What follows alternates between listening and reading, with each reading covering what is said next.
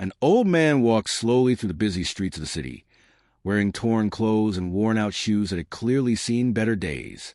People passed by him without a second glance, some even laughing quietly at his appearance.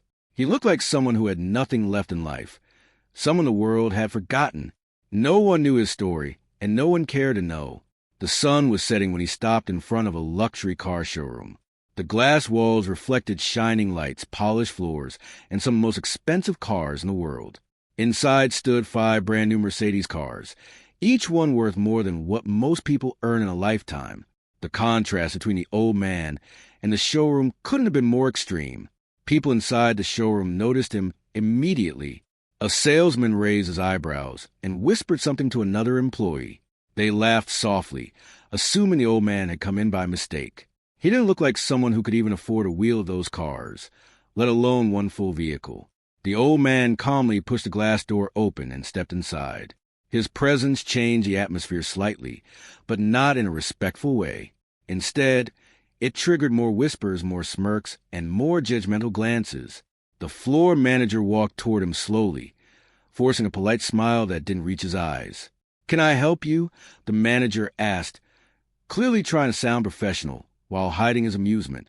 The old man looked around the showroom with calm eyes, observing every detail as if he understood the value of each car better than anyone there.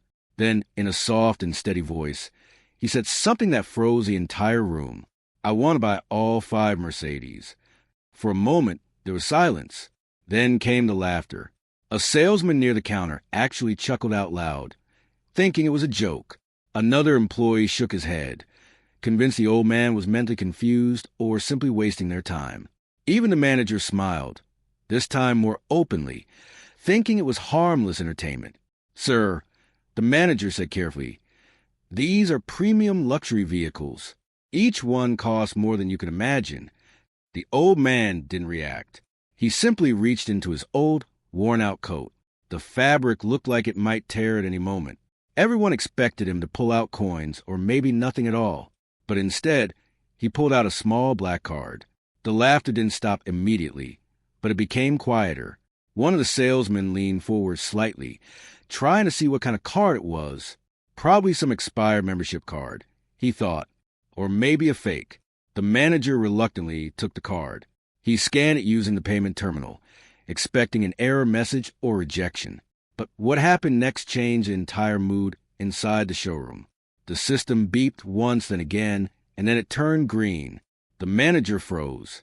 But instead of reacting with excitement or respect, the staff now felt something else, confusion mixed with disbelief. This didn't match the image of the man standing in front of them. It didn't make sense. The manager forced a nervous smile. "Sir, there seems to be a large balance here." The old man nodded slightly, as if it was nothing important. Still, no one believed what they were seeing. They assumed it was a mistake, a glitch, or maybe even stolen money, because in their eyes, a man dressed like that could never be a legitimate millionaire. The sales team quickly changed their tone. Fake politeness replaced laughter. Fake respect replaced mockery. Suddenly, everyone wanted to serve him. "Would you like us to prepare the paperwork?" one salesman asked quickly. The old man replied, "Yes, I want all 5 delivered today." That sentence again created tension. 5 luxury Mercedes cars delivered in a single day was not normal. But the card had already spoken. The transaction was real. As paperwork began, the staff started watching the old man more closely. They noticed how calm he was, how he didn't look surprised by anything, how he didn't behave like someone who had just spent millions of dollars. Instead, he behaved like someone who expected this reaction. Outside the showroom, rumors started spreading among workers. Some said he was a disguised businessman. Others said he was a retired criminal. A few even joked that he might be insane. But none of them were correct, because the truth about the old man was something far bigger than anyone could imagine. As the paperwork was being processed, one young salesman decided to quietly check the old man's identity in the system. What he found made his hands tremble slightly. The name linked to the account was not just rich. It was connected to companies, investments, and hidden assets across multiple countries. Still, there was no photo, no public profile, Nothing easily traceable. It was as if this man didn't exist in the world of luxury, yet controlled it from behind the scenes. The salesman quickly closed the file, suddenly nervous. Meanwhile, the old man stood near the cars, gently placing his hand on one of the Mercedes hoods. His expression changed slightly. Not pride, not happiness, but something deeper, something like memory. For a brief moment, it looked like he was remembering something painful, but no one noticed, because everyone else was still too busy trying to understand how a man like him had just bought 5 of the most expensive cars in the showroom. And that was just the beginning, because what nobody in that room knew was that these 5 Mercedes were not bought for luxury. They were bought for a reason that would soon turn the entire story upside down. And when the truth finally came out, the people who laughed the loudest would regret it the most. The showroom had now turned into a place of confusion rather than laughter. The same people who were mocking the old man just minutes ago were now watching his every move carefully. Something about him didn't feel normal anymore. The old man stood silently between the 5 Mercedes cars. His eyes were calm, but there was a deep weight behind them. It was as if each car carried a memory only he could understand. A young employee quietly whispered, "Who is he really?" No one had an answer. The manager tried to maintain professionalism, but even his confidence was shaken. People like this didn't usually walk into luxury showrooms. And when they did, they usually came with bodyguards, not torn clothes. But this man came alone. Outside, one of the employees finally made a discovery. He had dug deeper into the payment profile, connected to the transaction. What he saw made him step back in shock. The account was linked to hidden global investments, companies that didn't appear in public records, and assets spread across multiple continents. Yet there was still no personal identity attached. It was as if the man didn't exist officially.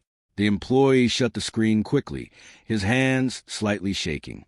Inside, the old man suddenly spoke again. "Deliver all 5 cars to this location," he said, handing over a small folded paper. The manager opened it and frowned. It was not a luxury mansion address. It was something else entirely. A location far away from the city, near an abandoned industrial zone. Why would someone buy 5 luxury cars and send them there? The question hung in the air unanswered. And that's when the first real fear entered the room. Not fear of the man, but fear of what they had just gotten involved in. The 5 Mercedes cars were prepared for delivery. Each one was polished perfectly, their engines purring softly like they sensed something unusual about their destination. A convoy was formed. Drivers, staff, and supervisors followed the delivery route, but none of them felt normal. The old man did not ride with them. Instead, he followed separately in an old, broken-down taxi. That alone confused everyone even more. Why would someone who could afford 5 luxury Mercedes not even travel in one of them? The convoy moved through the city streets, passing shining towers, busy roads, and crowded markets. But slowly, the surroundings began to change. Tall buildings disappeared. Roads became empty, and silence grew heavier. Finally, they reached the destination. An abandoned industrial complex stood in front of them. Rusted gates, broken walls, silence everywhere. The drivers looked at each other nervously. "This must be a mistake," one said. But just then, the old man arrived. He stepped out of the taxi slowly and walked toward the gates without hesitation. For a moment, he stopped, as if remembering something painful again. Then he opened the gate. What waited inside was unexpected. A massive empty space, but with markings on the ground and old foundations of something that once existed. The 5 Mercedes were carefully driven inside and parked in a perfect formation. The old man looked at them and finally spoke something that made everyone freeze. Now the real work begins. No one understood what he meant until the ground beneath them suddenly revealed something unexpected. A hidden underground structure, slowly opening like it had been waiting for this exact moment. And that's when everything changed. The hidden structure opened completely, revealing a massive underground facility. Lights slowly activated one by one. Everyone stepped back in shock. This place was not abandoned. It was hidden. The old man walked forward calmly, as if he had returned home after a long time. Inside were old machines, control panels, and vehicles covered in dust. But in the center of it all was a large digital screen that suddenly turned on.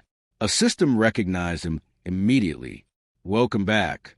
The employees from the delivery team were completely frozen. They had no idea what they were witnessing. The old man finally removed something from inside his coat. Not money, not documents, but an old identification tag. The name on it revealed everything. He was not just a man. He was the original creator of the entire facility, a former engineering genius who had disappeared years ago after a global industrial project was shut down due to political and corporate conflicts. Everyone thought he was dead, but he wasn't. He had been living in silence, watching the world forget him. And now, the 5 Mercedes were not luxury items. They were parts of a system. Specially modified vehicles designed to reconnect and restart a hidden transportation intelligence network buried underground. The laughter from the showroom now felt like something from another lifetime, because the truth was far bigger than money.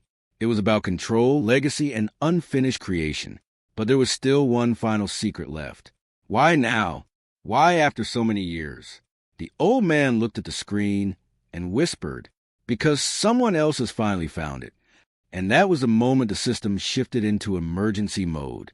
Alarms echoed inside the underground facility. The screen turned red. A message appeared. "Unauthorized access detected above surface system." The old man's expression changed for the first time. This was not part of his plan. Someone had discovered the existence of the system. And worse, they were activating it remotely. The 5 Mercedes outside suddenly began to respond on their own. Engines started without drivers. Systems synchronized automatically. The cars were not just vehicles. They were nodes in a larger network. And someone else now had control access. The old man turned slowly toward the delivery staff. "You need to leave now," he said firmly. They didn't ask questions. They ran, because they finally understood this was not about luxury cars at all. This was about a system powerful enough to change global transportation infrastructure. And the world outside was about to wake up to something it was never supposed to see. The underground facility began powering up fully. Screens lit across every wall. Data streams activated. The old man stood in the center, alone, watching everything he once built come back to life. But then something unexpected happened. A voice came through the system. "Hello, Father." The old man froze completely, because that voice was not supposed to exist. And that was the biggest twist of all.